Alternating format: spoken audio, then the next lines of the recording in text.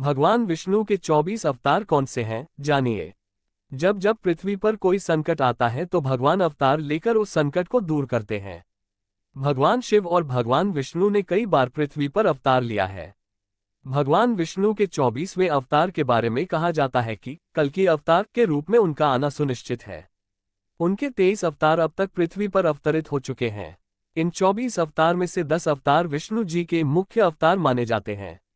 ये हैं मत्स्य अवतार, कूर्म अवतार, वराह अवतार, नरसिंह अवतार, वामन अवतार, परशुराम अवतार, राम अवतार, कृष्ण अवतार, बुद्ध अवतार, कल्कि अवतार। आइए जाने विस्तार से। एक, श्री सनकादि मुनि।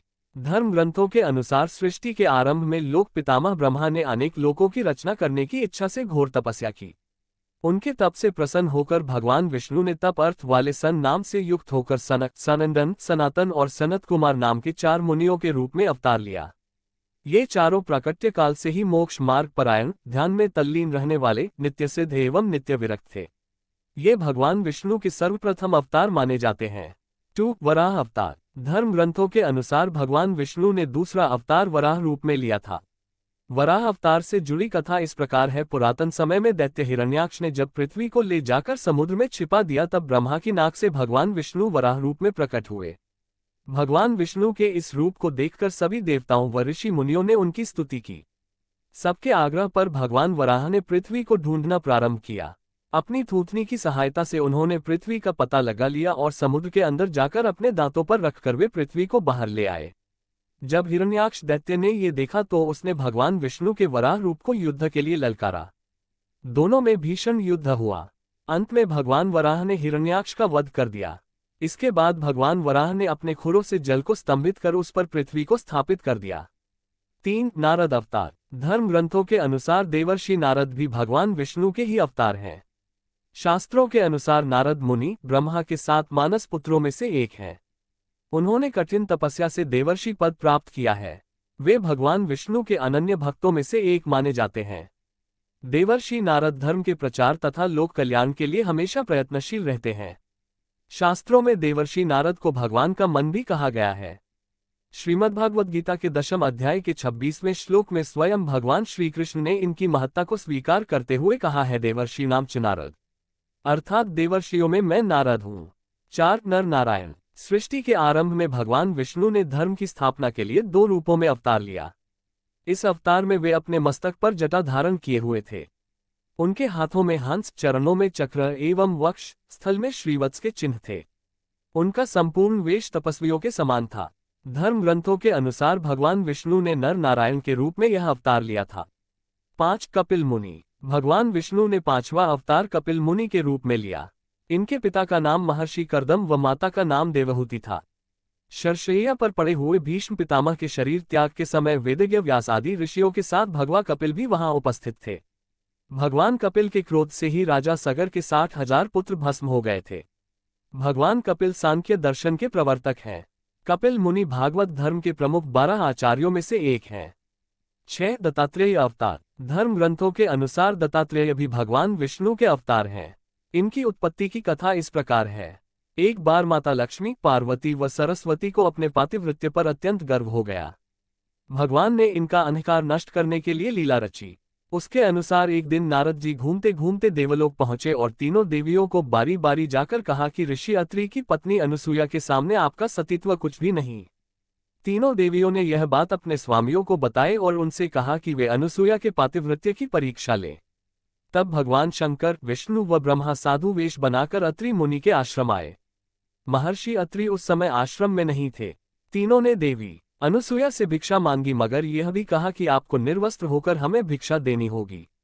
अनुसूया पहले तो ये सुनकर चौंक गई, लेकिन फिर साधुओं का अपमान न हो इस डर से उन्होंने अपने पति का स्मरण किया और बोला कि यदि मेरा पातिव्रत्य धर्म सत्य है तो ये तीनों साधु 6 मास के शिशु हो जाएं। ऐसा बोलते ही त्रिदेव शिशु होकर रोने लगे। तब अनुसूया ने माता बनकर उन्हें गोद में लेकर स्तनपान कराया और पालने में झूलाने लगी। जब तीनों देव अपने स्थान पर नहीं लौटे तो देवियां व्याकुल हो गईं। तब नारद ने वहां आकर सारी बात बताई। तीनों देवियां अनुसूया के पास आईं और क्षमा मांगी। तब देवी अनुसूया ने त्रिदेव को अपने पूर्व रूप में कर दिया। प्रसन्न होकर त्रिदेव ने उन्हें वरदान दिया कि हम तीनों अपने अंश से तुम्हारे गर्भ से पुत्र रूप में जन्म लेंगे। तब ब्रह्मा के अंश से चंद्रमा, शंकर के अंश से दुर्वासा और विष्णु के अंश से दत्तात्रेय का जन्म हुआ। 7 यज्ञ। भगवान विष्णु के 7वें अवतार का नाम यज्ञ है। धर्म ग्रंथों के अनुसार भगवान यज्ञ का जन्म स्वयंभू मनवंतर में हुआ था। स्वयंभू मनु की पत्नी शत्रुपा के गर्भ से आकुति का जन्म हुआ। वे रुचि प्रजापति की पत्नी हुई। इन्हीं आकुति के यहाँ भगवान विष्णु यज्ञ नाम से अवतरित हुए। भगवान यज्ञ के उनकी धर्मपत्नी दक्षिणा से अत्यंत तेजस्वी 12 पुत्र उत्पन्न हुए। वे ही स्वयंभू मनवंतर में याम नामक 12 देवता कहलाए। 8 भगवान ऋषभदेव। भगवान विष्णु ने ऋषभदेव के रूप में 8वां अवतार लिया। धर्म ग्रंथों के अनुसार महाराज नाभि की कोई संतान नहीं थी। इस कारण उन्होंने अपनी धर्मपत्नी मेरुदेवी के साथ पुत्र की कामना से यज्ञ किया। यज्ञ से प्रसन्न होकर भगवान विष्णु स्वयं प्रकट हुए और उन्होंने महाराज नाभि को वरदान दिया कि मैं ही तुम्हारे यहाँ पुत्र रूप में जन्म लूंगा। वरदान स्वरूप कुछ समय बाद भगवान विष्णु महाराज नाभि के यहाँ पुत्र रूप में जन्मे। पुत्र के अत्यंत सुंदर सुगठित शरीर, कीर्ति, तेल, बल, ऐश्वर्य, यश, पराक्रम और शूरवीरता आदि गुणों को देखकर महाराज नाभि ने उसका नाम ऋषभ श्रेष्ठ रखा। 9 आदिराज पृथु। भगवान विष्णु के एक अवतार का नाम आदिराज पृथु है। धर्म ग्रंथों के अनुसार स्वयंभू मनु के वंश में अंग नामक प्रजापति का विवाह मृत्यु की मानसिक पुत्री सुनीता के साथ हुआ। उनके यहाँ वेन नामक पुत्र हुआ। उसने भगवान को मानने से इनकार कर दिया और स्वयं की पूजा करने के लिए कहा। तब महर्षियों ने मंत्रपूत कुशों से उसका वध कर दिया। तब महर्षियों ने पुत्रहीन राजा वेन की भुजाओं का मंथन किया, जिससे पृथु नाम पुत्र उत्पन्न हुआ। पृथु के दाहिने हाथ में चक्र और चरणों में कमल का चिन्ह देखकर ऋषियों ने बताया कि पृथु के वेश में स्वयं श्रीहरि का अंश अवतरित हुआ है। 10 मत्स्य अवतार। पुराणों के अनुसार भगवान विष्णु ने सृष्टि को प्रलय से बचाने के लिए मत्स्य अवतार लिया था। इसकी कथा इस प्रकार है। कृतयुग के आदि में राजा सत्यव्रत हुए। राजा सत्यव्रत एक दिन नदी में स्नान कर जलांजलि दे रहे थे। अचानक उनकी अंजलि में एक छोटी सी मछली आई। उन्होंने देखा तो सोचा वापस सागर में डाल दूं, लेकिन उस मछली ने बोला आप मुझे सागर में मत डालिए, अन्यथा बड़ी मछलियां मुझे खा जाएंगी। तब राजा सत्यव्रत ने मछली को अपने कमंडल में रख लिया। मछली और बड़ी हो गई तो राजा ने उसे अपने सरोवर में रखा। तब देखते ही देखते मछली और बड़ी हो गई। राजा को समझ आ गया कि यह कोई साधारण जीव नहीं है। राजा ने मछली से वास्तविक स्वरूप में आने की प्रार्थना की। राजा की प्रार्थना सुन साक्षात चारभुजाधारी भगवान विष्णु प्रकट हो गए और उन्होंने कहा कि ये मेरा मत्स्यावतार है। भगवान ने सत्यव्रत से कहा सुनो राजा सत्यव्रत, आज से 7 दिन बाद प्रलय होगी। तब मेरी प्रेरणा से एक विशाल नाव तुम्हारे पास आएगी। तुम सप्त ऋषियों, औषधियों, बीजों व प्राणियों के सूक्ष्म शरीर को लेकर उसमें बैठ जाना। जब तुम्हारी नाव डगमगाने लगेगी तब मैं मत्स्य के रूप में तुम्हारे पास आऊंगा। उस समय तुम वासुकी नाग के द्वारा उस नाव को मेरे सींग से बांध देना। उस समय प्रश्न पूछने पर मैं तुम्हें उत्तर दूंगा, जिससे मेरी महिमा जो परब्रह्म नाम से विख्यात है तुम्हारे हृदय में प्रकट हो जाएगी। तब समय आने पर मत्स्यरूपधारी भगवान विष्णु ने राजा सत्यव्रत को तत्वज्ञान का उपदेश दिया, जो मत्स्यपुराण नाम से प्रसिद्ध है। 11 कूर्म अवतार। धर्म ग्रंथों के अनुसार भगवान विष्णु ने कूर्म कछुए का अवतार लेकर समुद्र मंथन में सहायता की थी। भगवान विष्णु के कूर्म अवतार को कच्छप अवतार भी कहते हैं। इसकी कथा इस प्रकार है। एक बार महर्षि दुर्वासा ने देवताओं के राजा इंद्र को श्राप देकर श्रीहीन कर दिया। इंद्र जब भगवान विष्णु के पास गए तो उन्होंने समुद्र मंथन करने के लिए कहा। तब इंद्र भगवान विष्णु के कहे अनुसार दैत्यों व देवताओं के साथ मिलकर समुद्र मंथन करने के लिए तैयार हो गए। समुद्र मंथन करने के लिए मंदराचल पर्वत को मथानी एवं नागराज वासुकी को नेति बनाया गया। देवताओं और दैत्यों ने अपना मतभेद भुलाकर मंदराचल को उखाड़ा और उसे समुद्र की ओर ले चले, लेकिन वे उसे अधिक दूर तक नहीं ले जा सके। तब भगवान विष्णु ने मंदराचल को समुद्र तट पर रख दिया। देवता और दैत्यों ने मंदराचल को समुद्र में डालकर नागराज वासुकी को नेति बनाया, किंतु मंदराचल के नीचे कोई आधार नहीं होने के कारण वह समुद्र में डूबने लगा। ये देखकर भगवान विष्णु विशाल कूर्म कछुए का रूप धारण कर समुद्र में मंदराचल के आधार बन गए। भगवान कूर्म की विशाल पीठ पर मंदराचल तेजी से घूमने लगा और इस प्रकार समुद्र मंथन संपन्न हुआ। 12 भगवान धन्वंतरी। धर्म ग्रंथों के अनुसार जब देवताओं व दैत्यों ने मिलकर समुद्र मंथन किया तो उसमें से सबसे पहले भयंकर विष निकला, जिसे भगवान शिव ने पी लिया।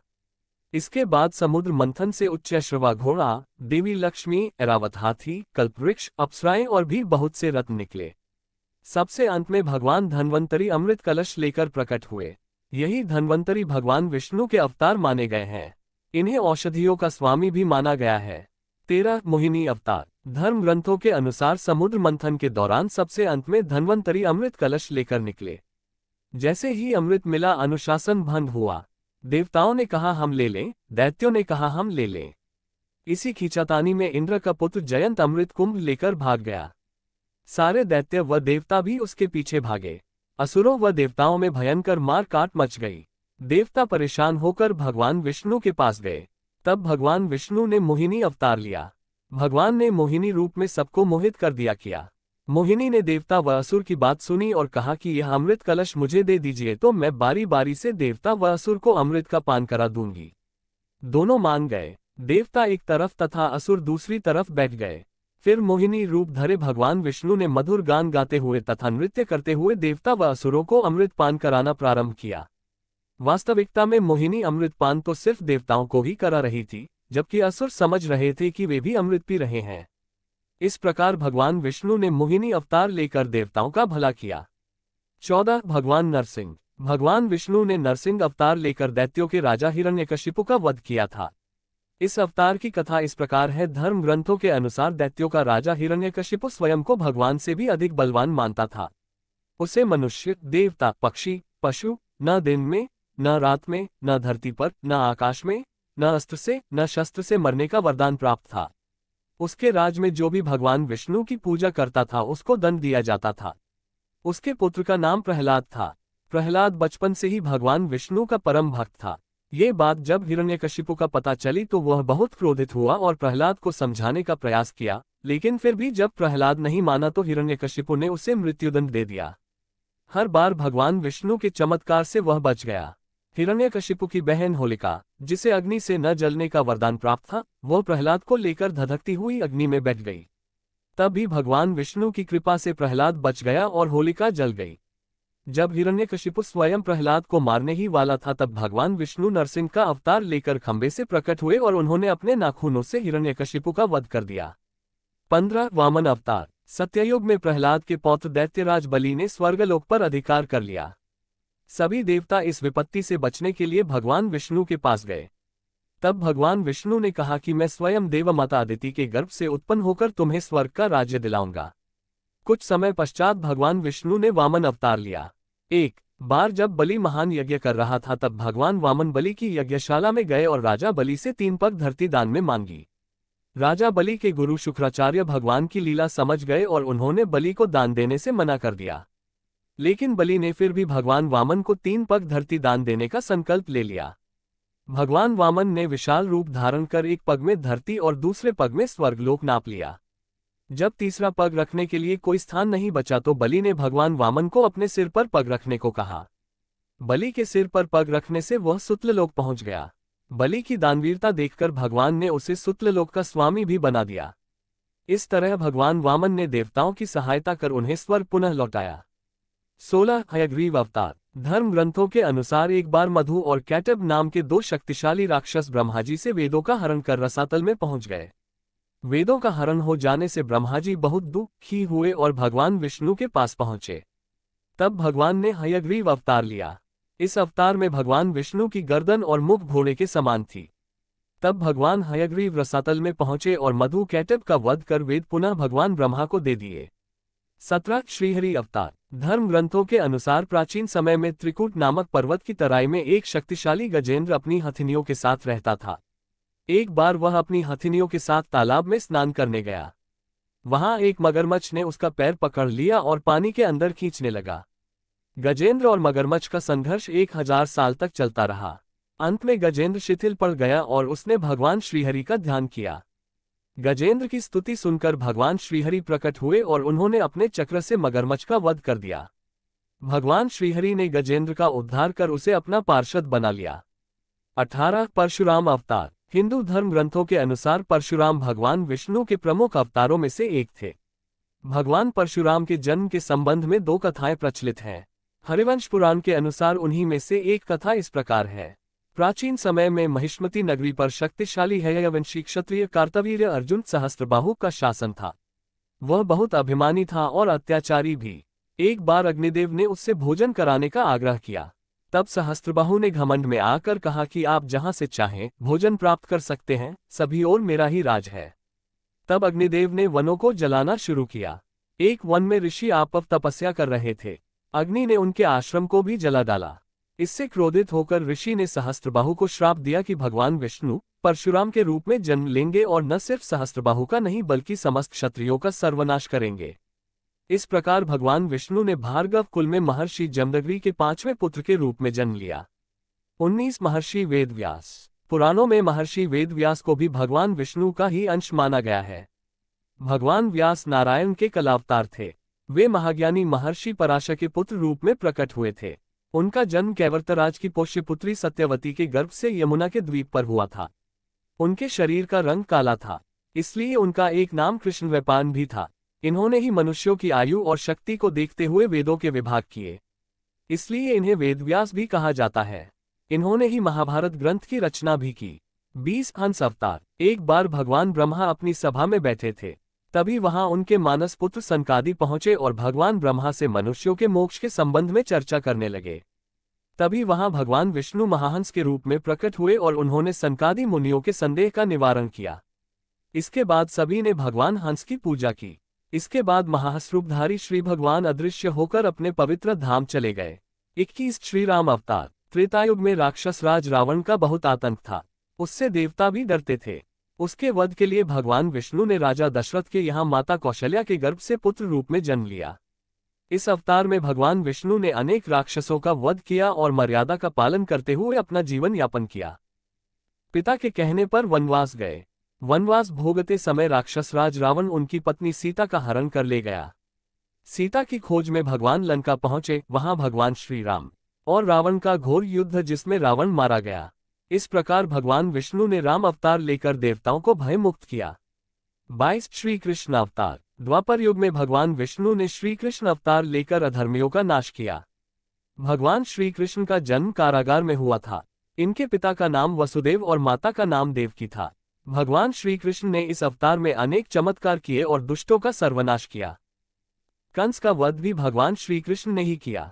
महाभारत के युद्ध में अर्जुन के सारथी बने और दुनिया को गीता का ज्ञान दिया। धर्मराज युधिष्ठिर को राजा बनाकर धर्म की स्थापना की। भगवान विष्णु का ये अवतार सभी अवतारों में सबसे श्रेष्ठ माना जाता है। 23 बुद्ध अवतार। धर्म ग्रंथों के अनुसार बौद्ध धर्म के प्रवर्तक गौतम बुद्ध भी भगवान विष्णु के ही अवतार थे, परंतु पुराणों में वर्णित भगवान बुद्धदेव का जन्म गया के समीप कीकेट में हुआ बताया गया है और उनके पिता का नाम अजन बताया गया है। ये प्रसंग पुराण वर्णित बुद्धावतार का ही है। एक समय दैत्यों की शक्ति बहुत बढ़ गई। देवता भी उनके भय से भागने लगे। राज्य की कामना से दैत्यों ने देवराज इंद्र से पूछा कि हमारा साम्राज्य स्थिर रहे, इसका उपाय क्या है। तब इंद्र ने शुद्ध भाव से बताया कि सुस्थिर शासन के लिए यज्ञ एवं वेदविहित आचरण आवश्यक है। तब दैत्य वैदिक आचरण एवं महायज्ञ करने लगे, जिससे उनकी शक्ति और बने लगी। तब सभी देवता भगवान विष्णु के पास गए। तब भगवान विष्णु ने देवताओं के हित के लिए बुद्ध का रूप धारण किया। उनके हाथ में माजनी थी और वे मार्ग को बुहारते हुए चलते थे। इस प्रकार भगवान बुद्ध दैत्यों के पास पहुंचे और उन्हें उपदेश दिया कि यज्ञ करना पाप है। यज्ञ से जीव हिंसा होती है। यज्ञ की अग्नि से कितने ही प्राणी भस्म हो जाते हैं। भगवान बुद्ध के उपदेश से दैत्य प्रभावित हुए। उन्होंने यज्ञ व वैदिक आचरण करना छोड़ दिया। इसके कारण उनकी शक्ति कम हो गई और देवताओं ने उन पर हमला कर अपना राज्य पुनः प्राप्त कर लिया। 24 कल्कि अवतार। धर्म ग्रंथों के अनुसार कलयुग में भगवान विष्णु कल की रूप में अवतार लेंगे। कल्कि अवतार कलियुग व सतयुग के संधिकाल में होगा। यह अवतार 64 कलाओं से युक्त होगा। पुराणों के अनुसार उत्तर प्रदेश के मुरादाबाद जिले के शंभल नामक स्थान पर विष्णुएशा नामक तपस्वी ब्राह्मण के घर भगवान कल्कि पुत्र रूप में जन्म लेंगे। कल्कि देवदत्त नामक घोड़े पर सवार होकर संसार से पापियों का विनाश करेंगे और धर्म की पुनः स्थापना करेंगे।